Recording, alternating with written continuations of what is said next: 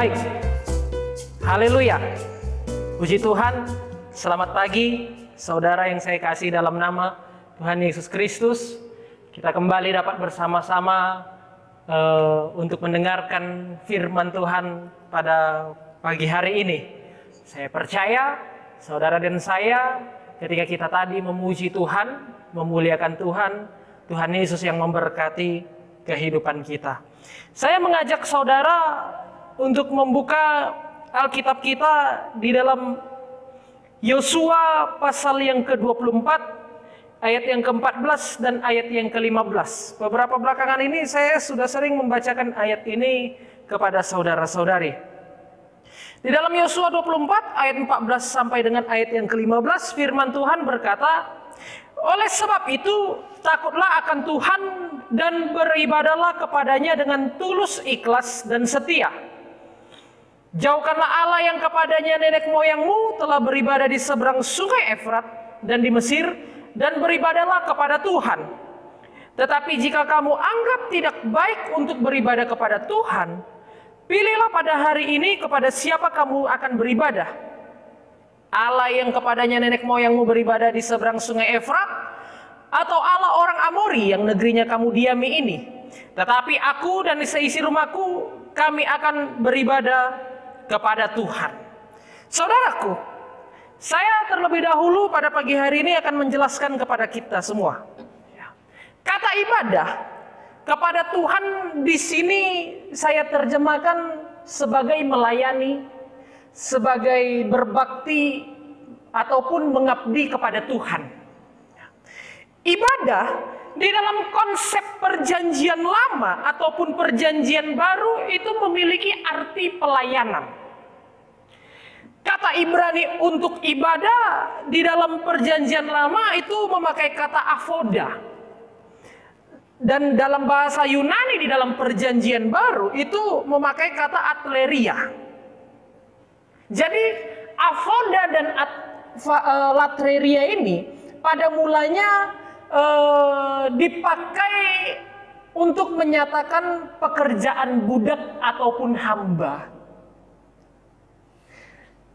Saudara-saudari yang saya kasih, dalam rangka mempersembahkan ibadah, maka ketika kita mempersembahkan ibadah kita kepada Allah, maka para hamba-hambanya Tuhan harus meniarapkan diri. Dengan demikian itu menunjukkan rasa takut dan hormat kepada Tuhan. Jadi saudara-saudari yang saya kasih, kenapa saya menunjukkan hal ini kepada saudara-saudari? Karena belakangan ini, hal-hal yang terjadi belakangan ini yang membuat kita tidak bisa beribadah kepada Tuhan di dalam gereja, membuat banyak sekali orang-orang Kristen memanfaatkan hal ini untuk tidak menjalankan ibadah mereka. Sehingga saudara-saudari ketika tidak beribadah, tidak ada yang tahu, dan itu menjadi hal yang lumrah bagi mereka. Oleh sebab itu, saudara-saudari yang saya kasih, saya ingin menunjukkan apa yang disampaikan oleh Yosua ini. Yosua mengatakan, takutlah akan Tuhan dan beribadahlah kepada Tuhan dengan tulus dan ikhlas, dan setia. Jauhkan Allah nenek moyangmu yang telah beribadah di seberang sungai Efrat dan di Mesir, dan beribadahlah kepada Tuhan.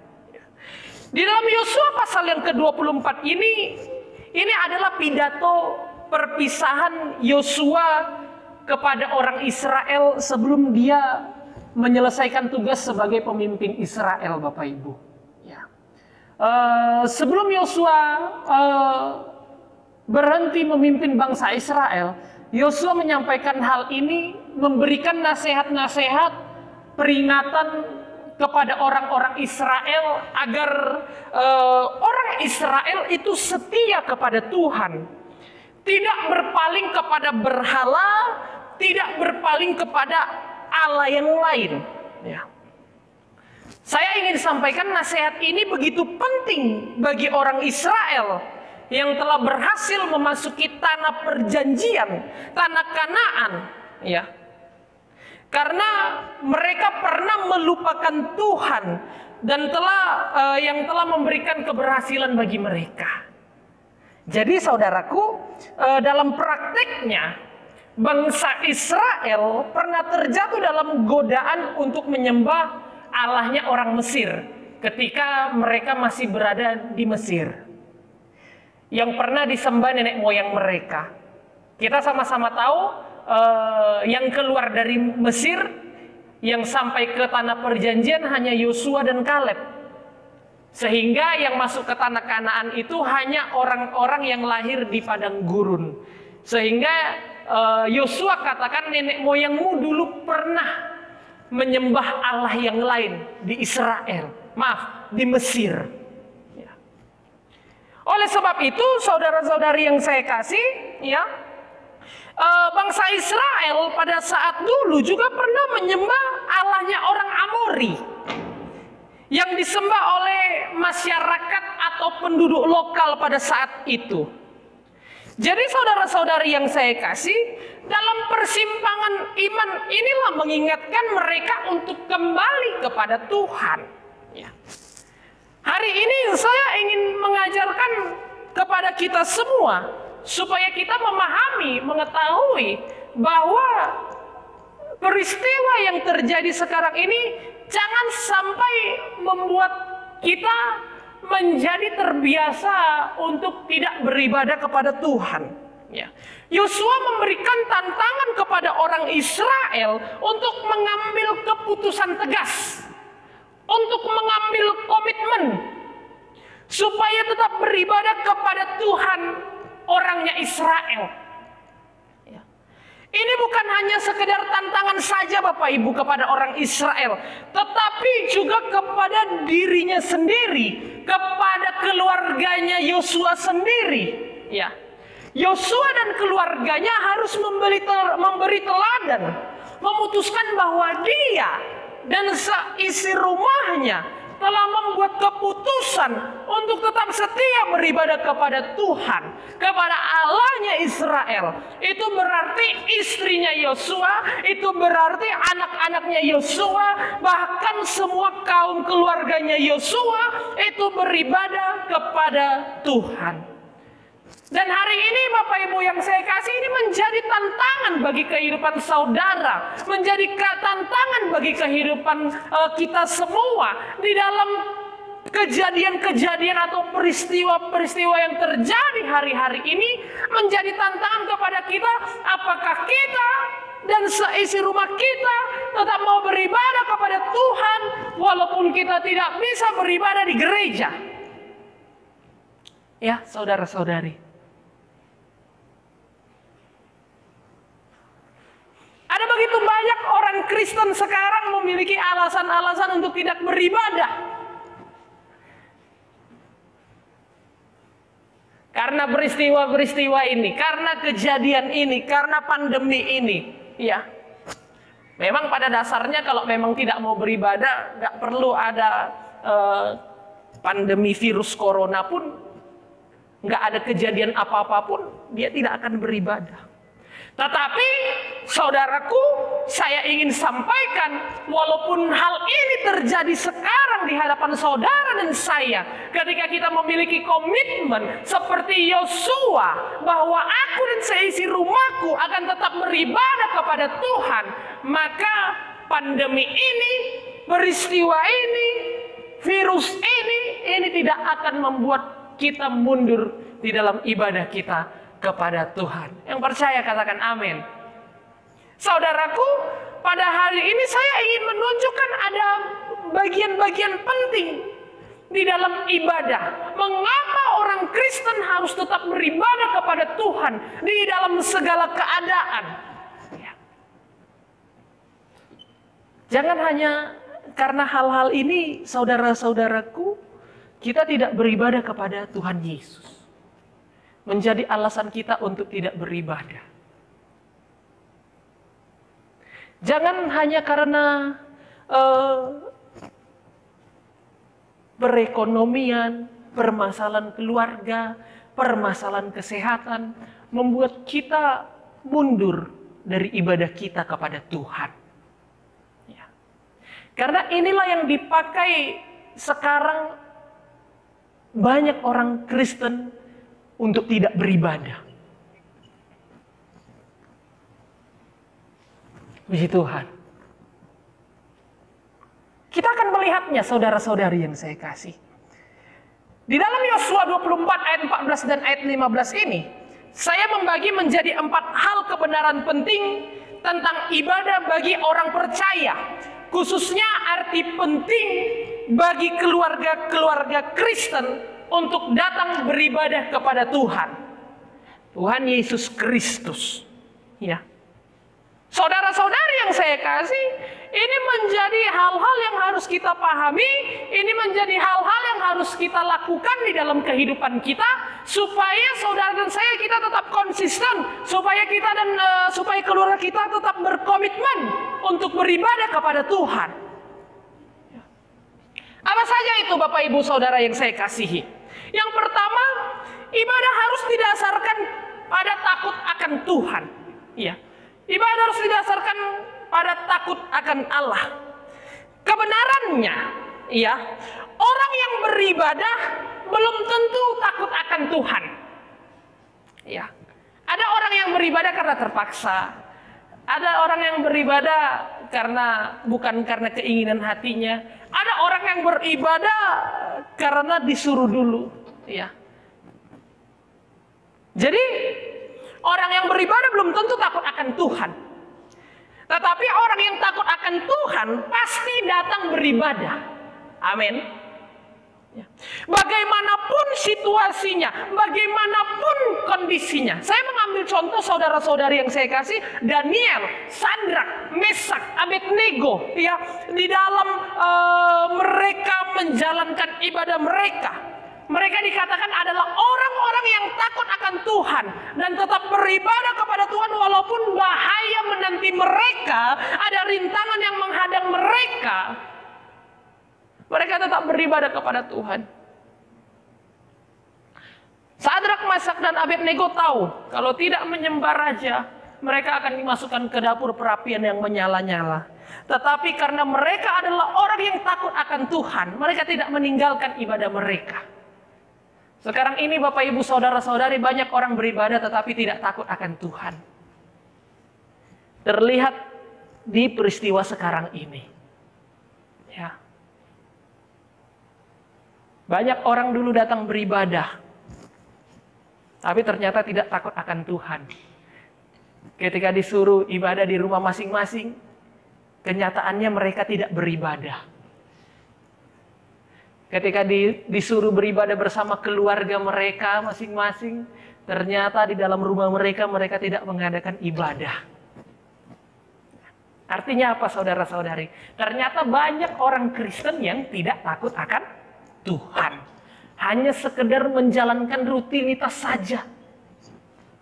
Tetapi tidak memiliki komitmen karena takut akan Tuhan.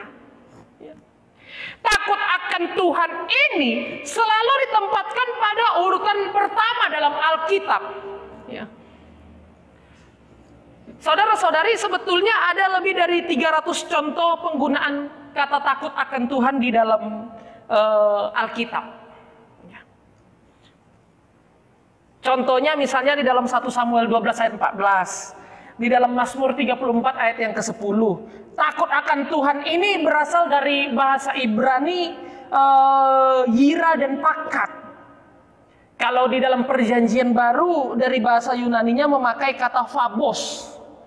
Artinya hormat, artinya gentar, artinya kagum kepada Allah, artinya kasih yang dalam kepada Allah, membawa ketaatan dan pengabdian kepada Allah. Ya.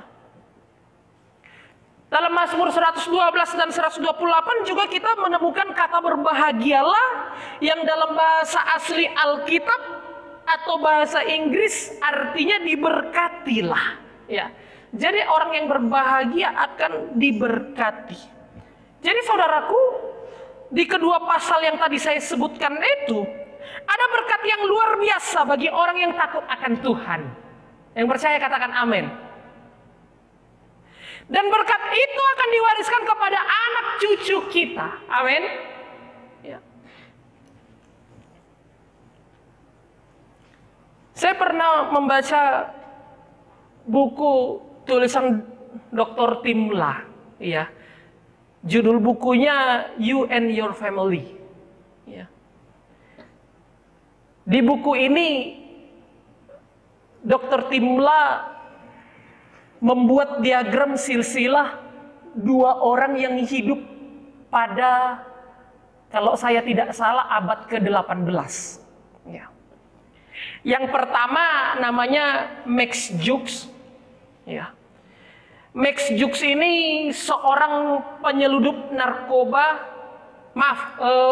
penyeludup alkohol yang tidak bermoral. Iya. Lalu kemudian orang yang kedua namanya Dr. Jonathan Edwards. Dr. Jonathan Edwards ini seorang penginjil, seorang pengkhotbah kebangunan rohani. Ya. Jonathan Edwards yang seorang penginjil ini menikah dengan seorang wanita yang mempunyai iman dan filsafat hidup yang baik. Lalu saudara-saudari yang saya kasih, Dr. Timla dalam bukunya You and Your Family ini membuat sebuah diagram, ya, silsilah kedua orang tadi itu, Max Jukes dan Jonathan Edwards ini, ya. Melalui silsilah yang tadi saya sebutkan itu, ya, Max Jukes ternyata mempunyai 1026 keturunan. Ya.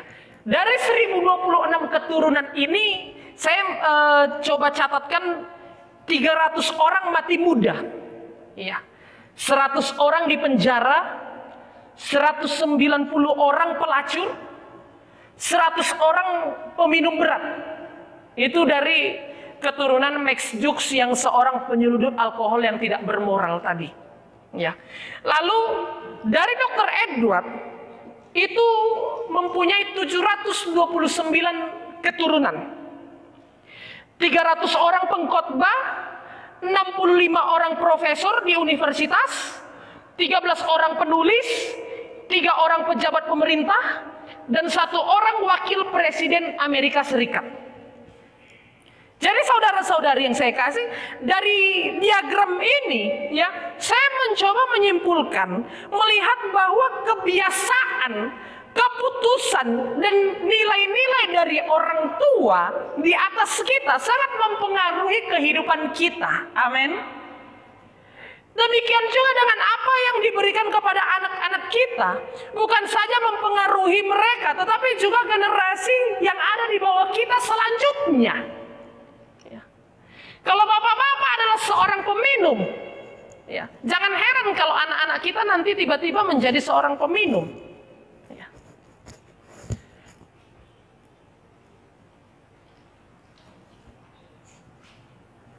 Kalau kita menjadi orang yang tidak bermoral, jangan heran nanti anak-anak kita atau keturunan-keturunan kita itu menjadi orang yang tidak bermoral. Dan sebaliknya, saudara-saudari yang saya kasih, kalau engkau adalah orang yang takut akan Tuhan, kalau engkau adalah orang yang suka beribadah, rajin datang kepada Tuhan, saya percaya anak-anakmu, keturunanmu juga akan dipakai Tuhan dengan luar biasa. Amin. Oleh sebab itu, saudara-saudari yang saya kasih, keputusan-keputusan, nilai-nilai dari orang tua kita itu sangat mempengaruhi kehidupan kita. Iya. Apa yang kita berikan kepada anak-anak kita, apa yang kita contohkan kepada anak-anak kita, itu bukan saja mempengaruhi kehidupan mereka, tetapi juga mempengaruhi generasi di bawah mereka. Jadi saudara-saudari yang saya kasih, pentingnya ibadah harus didasarkan dari takut akan Tuhan. Ketika saudara dan saya kita beribadah, bukan hanya karena paksaan, tetapi karena kita apa saudara-saudara? Kita takut akan Tuhan. Lalu kemudian yang kedua, ibadah kepada Allah harus berasal dari hati yang tulus ikhlas. Amin. Ya. Kata tulus, kata ikhlas dapat diartikan sebagai rela, dapat diartikan sebagai sungguh-sungguh, dapat diartikan penuh penyerahan. Ketulusan kita datang kepada Tuhan dilihat dari tindakan-tindakan kita. Contoh, misalnya saudara, Bapak Ibu mempunyai seorang putra, lalu engkau katakan, ambilkan dulu cangkir, iya, ambilkan dulu minum, iya, untuk kita. Maka kita akan tahu, kita akan cepat tahu apakah dia melakukannya dengan tulus atau tidak, terlihat dari raut mukanya atau tindakannya. Iya. Kalau raut mukanya dia memberikannya dengan cemberut, ya, artinya anak kita tidak ikhlas mengerjakan perintah yang kita katakan. Atau mungkin dia menurutinya tetapi dengan keadaan takut, artinya dia menurutinya karena terpaksa. Iya, karena ketakutannya. Kalau dia mengambilkannya dengan tulus, kalau dia mengambilkannya dengan ikhlas, akan terlihat di dalam mukanya, di raut wajahnya. Ini Pak, ini Mak. Ya. Begitu juga di dalam ibadah kita kepada Tuhan, saudara-saudari, kita harus beribadah kepada Tuhan dari hati yang tulus dan ikhlas. Amin. Ya. Jangan karena paksaan. Ya. Kalau saudara-saudari terpaksa datang beribadah kepada Tuhan, Yosua katakan lebih baik sudah cari sana Tuhan yang engkau katakan lebih baik disembah. Ya. Yosua dengan tegas mengatakan hal ini supaya orang yang beribadah kepada Tuhan bukan orang yang bermain-main. Amin. Ya. Sekarang ibadah kita diuji, apakah ibadah kita ini tulus dan ikhlas, Bapak Ibu yang saya kasihi.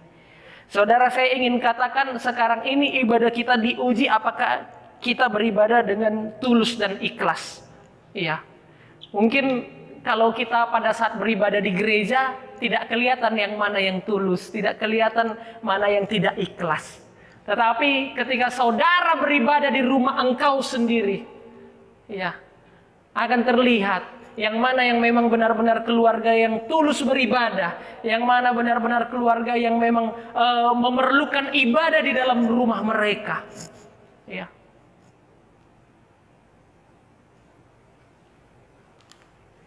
Kalau ogah-ogahan berarti memang terpaksa ibadahnya. Ya. Ada orang yang ibadah ogah-ogahan, sudah dibilang sama-sama sepakat jam 10, ya, tidak bisa juga. Ya. Artinya apa? Tidak ada ketulusan, tidak ada keikhlasan di dalam ibadah mereka kepada Tuhan. Yang ketiga, ibadah kita kepada Allah harus disertai, harus dilakukan dengan setia. Saya mengartikan ibadah dengan setia ini menjadi 3 pengertian, Bapak Ibu. Yang pertama, ibadah dengan komitmen, ya. Yang kedua, ibadah dengan tekun atau terus-menerus. Yang ketiga, ibadah menjadi gaya hidup kita. Ya. Kesetiaan diawali dari sebuah komitmen, keputusan yang kuat. Komitmen adalah sebuah penyerahan yang total, ya. Komitmen yang setengah-setengah itu tidak akan disebut komitmen. Komitmen itu dia akan memberikan penyerahan total. Contohnya Raja Saul, Bapak Ibu saudara-saudari, ya. Tidak memiliki komitmen yang total. Komitmen dimulai dari sikap hati. Amin. Selanjutnya komitmen itu harus dilakukan, ya. Sebab sebuah komitmen tidak dapat menjadi komitmen jika tidak dilakukan. Komitmen itu harus dilakukan. Rencana hanya sekedar rencana kalau tidak dikerjakan. Ya. Dan ibadah ini akhirnya harus menjadi gaya hidup Bapak Ibu Saudara-saudari. Supaya bisa menjadi gaya hidup, harus dilaksanakan tanpa paksaan. Amin. Harus dilakukan dengan sukacita. Harus dilakukan dengan dilandasi kasih kepada Tuhan. Ya. Jadi saudara-saudari yang saya kasih, ibadah harus kita lakukan dengan setia. Itu artinya, ya, ibadah itu harus menjadi gaya hidup di dalam kehidupan kita sebagai orang Kristen. Sebenarnya orang Kristen itu harus menjadikan ibadahnya menjadi gaya hidup. Amin. Supaya apa? Engkau tidak meninggalkan intensitas kedatangan kita kepada Tuhan. Ya. Supaya kita tidak meninggalkan ibadah kita kepada Tuhan. Amin. Oleh sebab itu, saudara-saudara yang saya kasih, supaya ibadah kita menjadi gaya hidup, harus dilakukan dengan setia. Amin. Ya. Yang keempat, saudaraku, ya.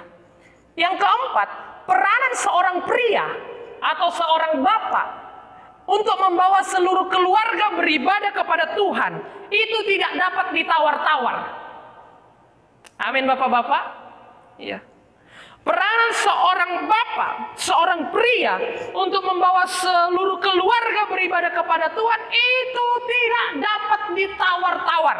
Kenapa saya katakan seperti itu? Inilah yang dilakukan oleh Yosua terhadap keluarganya. Ya. Dia bukan hanya mengatakannya, tetapi ia mendemonstrasikan peran ini. Peran orang tua terutamanya, Bapak Ibu. Ya. Seorang bapak atau seorang pria untuk membawa seluruh keluarga beribadah kepada Tuhan bukan hanya berlaku di dalam perjanjian lama, tetapi juga di perjanjian baru. Apa yang dikatakan di dalam perjanjian lama tentang peranan seorang pria membawa keluarganya untuk beribadah, itu tidak dibatalkan di dalam perjanjian baru. Ya. Dari sekian banyak peranan seorang bapak di dalam Alkitab, ya, saya membagikannya menjadi dua hal kepada kita, Bapak Ibu yang saya kasih. Yang pertama, peranan seorang bapak atau seorang pria sebagai kepala rumah tangga. Itu ada di dalam Efesus pasal 5 ayat 22 sampai 29. Ya. Yaitu peranan pemimpin keluarga di dalam mengambil keputusan, mengayom bagi seluruh anggota keluarga, menjadi pelindung dan melindungi, dan bertanggung jawab. Bertanggung jawab untuk apa? Mendidik, menegur atau menasehati. Memberi contoh teladan yang baik kepada keluarga. Nah, ini Bapak Ibu yang saya kasih. Memberi contoh atau teladan yang baik bagi keluarga. Ya. Bapak-bapak yang saya kasih, jangan heran nanti anak kita menjadi orang yang jahat. Orang yang tidak bermoral. Coba kita lihat kepada diri kita sendiri. Ya.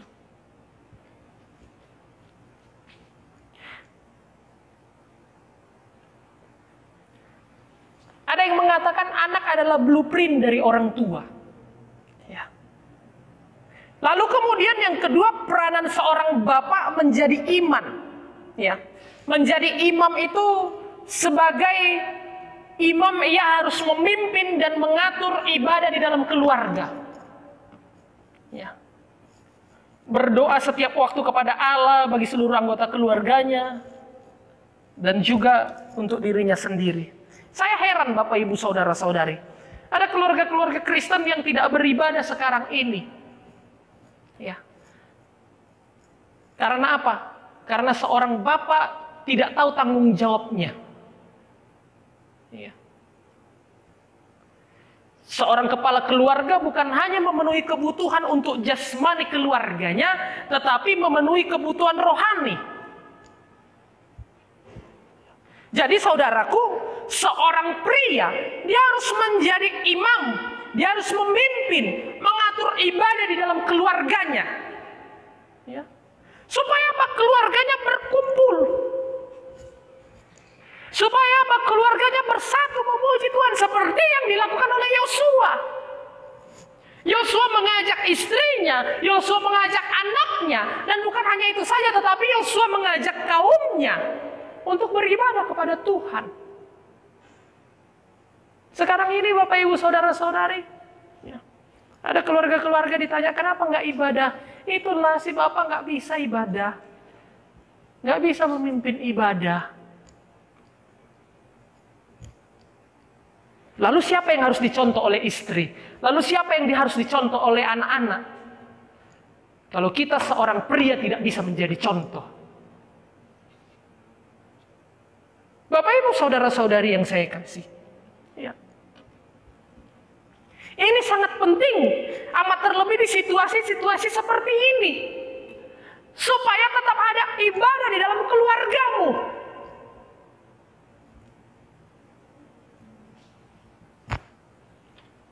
Amin. Saudara-saudari yang saya kasih, saya ingin sampaikan harus. Dan ini bukan ditiadakan di perjanjian baru, tetapi perjanjian lama dan perjanjian baru tetap sama. Di dalam ibadah siapa yang memimpin? Kepala keluarga. Amin. Ya. Siapa yang dicontoh kalau enggak kita, bapak-bapak yang saya kasihi? Ya. Apa yang bisa dicontoh oleh istri kita? Apa yang bisa dilihat oleh anak-anak kita? Sekarang ini kalau kita lihat keluar sana, Bapak Ibu yang saya kasih, dari seorang pria lebih banyak jeleknya yang bisa kita contoh, ya kan? Kalau seorang pria yang tidak kenal dekat dengan Tuhan. Oleh sebab itu, Bapak Ibu Saudara-saudari yang saya kasih, kenapa saya menaruh ini di bagian yang keempat? Karena memang tugas dan tanggung jawab seorang pria, seorang bapak di dalam keluarga, itu tidak bisa ditawar-tawar. Oleh sebab itu, Bapak Ibu Saudara-saudari yang saya kasih, ya, tidak sedikit orang tua yang merasa malu ketika memulai ibadah keluarga bersama-sama dengan anaknya. Saya ingin katakan rasa malu ini menjadi penghalang bagi berkat Allah untuk keluarganya. Halo bapak-bapak, kalau engkau malu memimpin ibadah, artinya berkat untuk keluargamu terhalang oleh rasa malumu. Halo ibu-ibu, saya ingin sampaikan kalau engkau tidak bisa mengajarkan kepada anak-anak untuk beribadah, berkat anak-anakmu akan terhalang karena engkau tidak mampu. Mau terhalang Bapak Ibu? Keluarga kita diberkati oleh Tuhan hanya karena kita tidak datang kepada Tuhan. Ya. Lihat Yosua pasal yang ke-24 ini. Yosua memiliki komitmen. Iya. Rasa malu menjadi penghalang bagi keluarga kita. Ya. Tuhan memberi perintah di dalam Mazmur 78 ayat yang ke-5. Ya, firman Tuhan berkata, telah ditetapkannya peringatan di Yakub dan hukum Taurat diberinya di Israel. Nenek moyang kita diperintahkannya untuk memperkenalkannya kepada anak-anak mereka. Ya. Tuhan memerintahkan kepada para orang tua memperkenalkan kisah perbuatannya yang ajaib dalam sejarah Israel. Ya. Dan hukum-hukumnya kepada anak-anak mereka. Ada istiadat orang Yahudi, ya, yang mengajarkan hukum Taurat itu adalah orang tua, ya, bukan imam di bait Allah. Dan saya ingin sampaikan, Bapak Ibu yang saya kasihi, firman Tuhan diajarkan oleh orang tua, ya. Jika kita sebagai orang tua tidak mampu mengajarkan, siapa lagi yang mau mengajarkan anak-anak kita, Bapak Ibu Saudara-saudari? Oleh sebab itu, jadi orang tua adalah penanggung jawab utama pendidikan rohani bagi anak-anak kita. Inilah pentingnya beribadah, Bapak Ibu yang saya kasih, di dalam kita datang kepada Tuhan. Iya. Keluarga yang beribadah kepada Tuhan adalah keluarga yang diberkati oleh Tuhan. Walaupun sekarang kita tidak bisa beribadah bersama-sama, tetapi Bapak Ibu yang saya kasih, engkau bisa tetap beribadah di dalam rumahmu.